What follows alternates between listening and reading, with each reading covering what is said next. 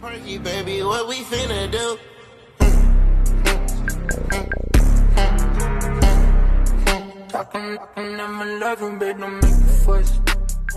Reason number 1 is yung gas.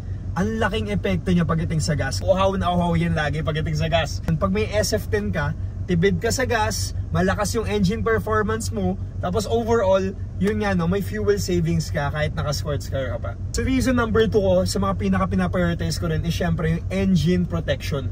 Yung mga nangyayaring friction sa makina natin na nagkakos ng engine issues, engine noise. So alagang-alaga yung engine mo pag gamit-gamit mo yung SF10 natin mula sa Pertua.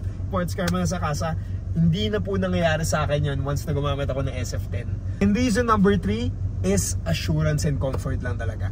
Sobrang sarap ng mga naging biyahe ko after kong gumamit ng Pertua kasi smooth yung biyahe, tipid sa gas, and overall, alam mo yung kampante at assured ako na anytime, anywhere, kung saan man ako pumunta, mag long ride man, city ride man, never ako magtataka kung magkakaroon ba ako ng engine issues dahil protektado nga yung makina ko ng Pertua. I-try nyo na yung SF10.